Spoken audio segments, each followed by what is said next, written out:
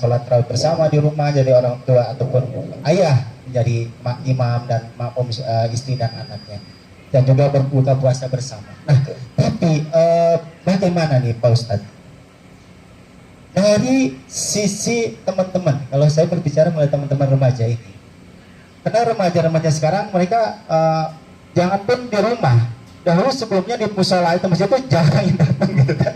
Jarang yang datang, ya, walaupun ada rumah datang ke masjid hanya cuma ngobrol, kemudian bercanda dan sebagainya. Nah, apalagi dalam situasi sekarang ini pemerintah mengatakan ibadah di rumah. Nah, jangan pun di rumah, di masjid aja tidak seperti ini. Nah, itu bagaimana nih dari sisi orang tua dulu? Saya ingin berbicara orang tua karena hal-hal seperti itu sudah sering terjadi ya Pak Ustadz, di kalangan remaja, apalagi kita berbicara indahnya Ramadan. Nah, seperti apa Pak Ustadz? Tinjauan usia wajib kita pahami, tinjauan umur wajib kita ketahui. Remaja, kalau berbicara remaja, saya nyetir remaja dulu sedikit. Tabiat remaja itu kan yang pertama adalah ingin enak. Betul Ustaz. Maunya enak sendiri.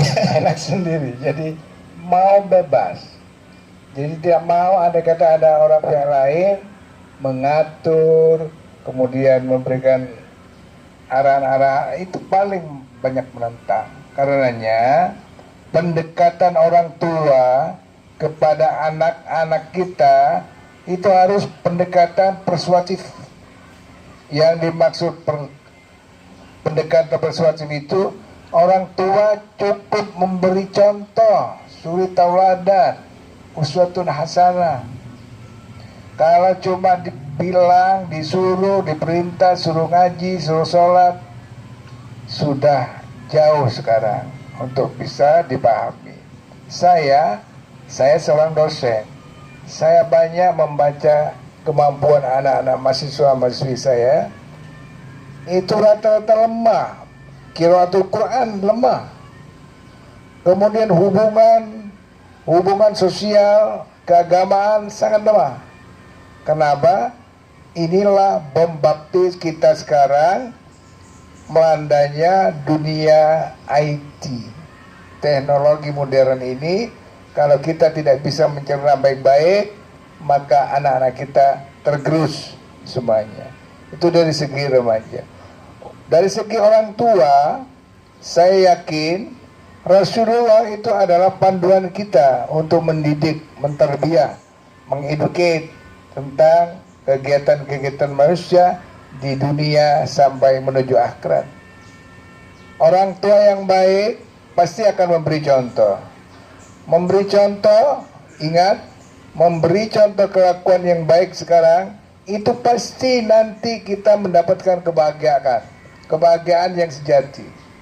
Contoh, kalau orang tua kita sekarang memiliki anak acuh tak acuh kepada anak kita, maka setelah kita tua nanti, anak-anak kita setelah dewasa, maka jelas kata Rasulullah, anak-anak kita akan cuek bebek kepada orang tuanya.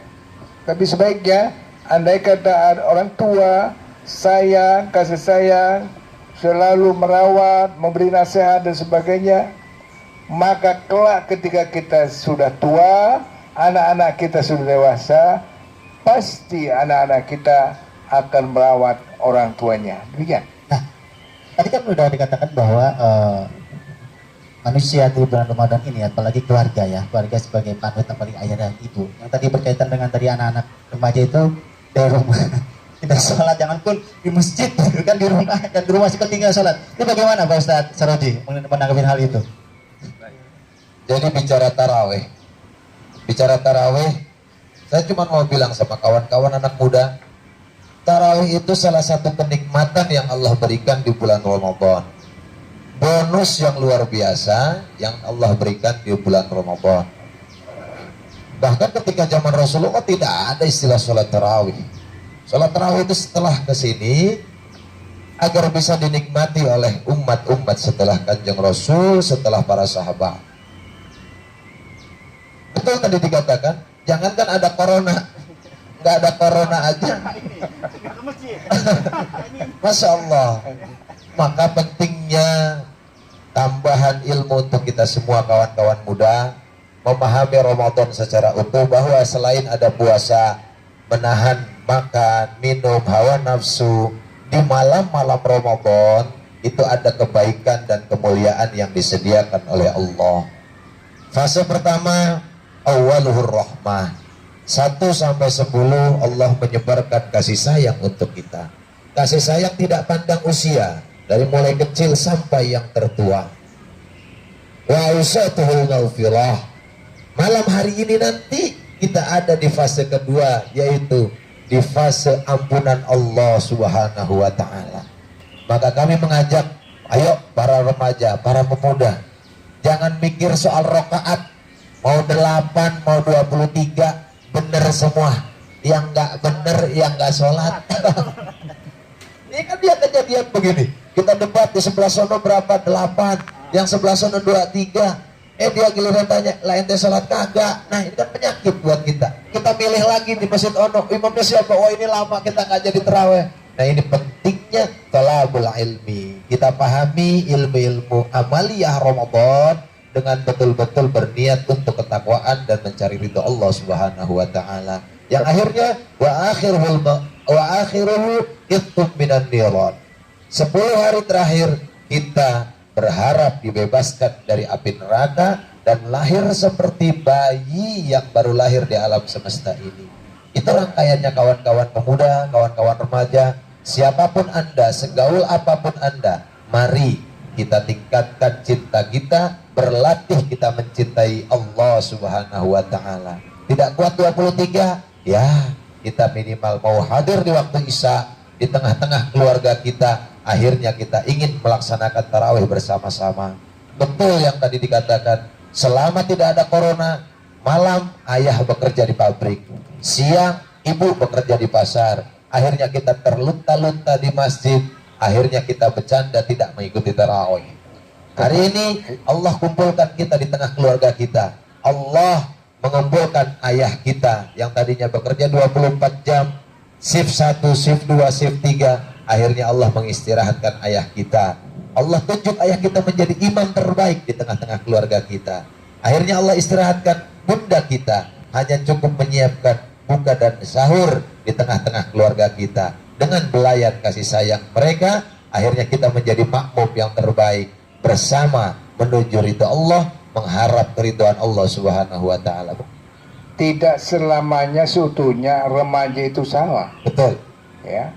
Kita introspeksi diri yang tua-tua ini. Harus betul-betul introspeksi. Betul. Bagaimana anak kita mau semangat ke masjid umpamanya? Ketika saya tanya, kenapa kau nggak sholat di masjid A? Ini Pak Ustaz, bacaannya panjang-panjang. Jadi ini yang perlu diayati. Jadi Rasulullah tidak mengajarkan sholat tarawih itu berpanjang-panjang. Ya, Rasulullah sholat tarawih cuma 3 hari. Setelah 3 hari Rasulullah ada di rumah Rasulullah. Cuma zaman Khulafaur Rasyidin Umar bin Khattab baru dikumpulkan orang-orang yang berserakan untuk berjamaah. Tapi imamnya harus sesuaikan dengan sikon ya. Makanya Rasulullah setiap sholat selalu nengok ke belakang. Kalau sekarang enggak pernah. Makmumnya orang apa bukan gitu.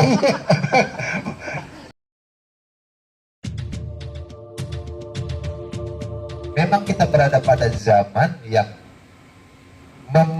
mengharuskan seperti ini, menuntut orang-orang melakukan sesuatu terus ingin terlihat dan yang lain-lain.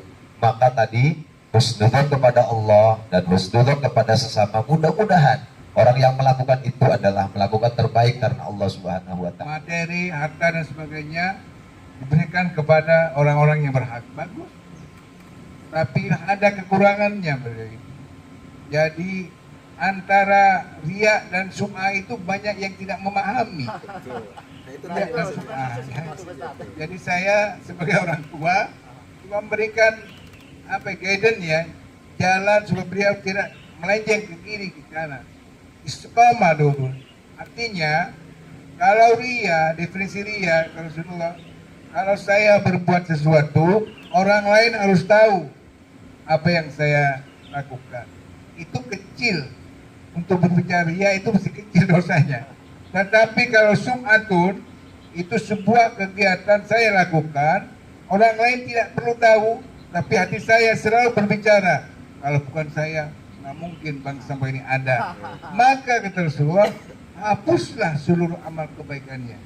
Kan sangat disayangkan. Begitu bukan Ustaz. Kita bahas di kesempatan pada ini agar kita sebagai pembelajar untuk kita semuanya, untuk pendengar Bengkel Channel dimanapun Anda berada, ini suatu pelajaran dan juga ilmu. Kedepannya kita harus tidak seperti ini, artinya kita menyumbang dengan ikhlas, walaupun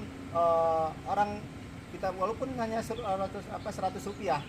Kalau kita ikhlas, insya Allah akan menjadi 1 juta dan seterusnya. Walau buat apa kita menyumbang lebih banyak, tapi hati kita tidak ikhlas hanya untuk dilihat oleh orang lain. Nah ini yang tidak baik untuk kita semua. Jadi anak muda, banyak itu baik, sedikit itu baik, tapi yang paling baik ya banyak, ikhlas. Itu kalau banyak ikhlas, jangan kita berasumsi nggak apa-apa, dia cuma 5.000 tapi ikhlas. Salah, definisi salah Ustaz. Harus omongin apa dari hati kan? Saya walaupun 5.000 ikhlas lah gitu kan. Itu sudah hati, harus hati, bukan ya. Mungkin ini saja yang bisa saya sampaikan bersama Ustaz Rosli ya. Alhamdulillah, mudah-mudahan di lain kesempatan kita berlanjut di channel Bang Sama ini.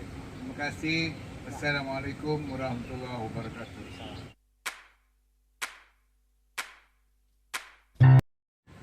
Ramadan, rohnya rahmatuh, rohnya kasih sayang Allah. Kalau Allah sudah melimpahkan kasih sayangnya, kita tinggal perbanyak syukur. Ketika syukur itu, Ramadan akan makin indah. Ketika wabah corona hadir tengah-tengah kita, kita gunakan hanya untuk mengeluh, akhirnya kita akan semakin jauh dengan Allah Subhanahu wa Ta'ala. Itu saja sebetulnya. Rohnya rahmatuh. Jadi manfaatkan kasih sayang Allah, yang muda, yang remaja, yang tua. Umur adalah bagian kesempatan dari kesempatan yang diberikan oleh Allah.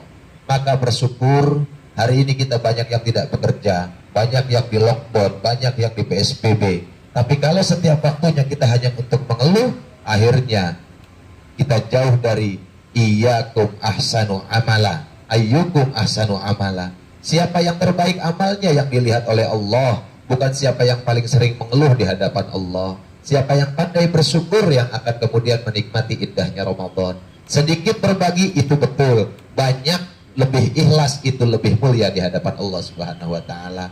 Akhirnya saya mengajak kepada seluruh remaja dan pemuda dimanapun berada, perdalam ilmu agama agar kita bisa mengaplikasikan amaliyah lebih baik, tidak sum'ah, tidak ria, akhirnya bisa dikabul oleh Allah Subhanahu wa Ta'ala. Banyak ilmu yang kita dapatkan pada sore hari ini di dalam bersama dua Ustadz ini. Terima kasih pada Ustadz Roji dan juga Bapak Haji Hasan Basri yang telah bergabung di Bengkel Channel ini. Dan mungkin nanti kita akan berbicara di lain kesempatan, di lain episode dengan tema-tema yang menarik bersama dua Ustadz kita ini. Dan akhirnya saya selaku pembawa acara, mohon maaf, terima kasih dan sampai jumpa di lain kesempatan. Wassalamualaikum warahmatullahi wabarakatuh.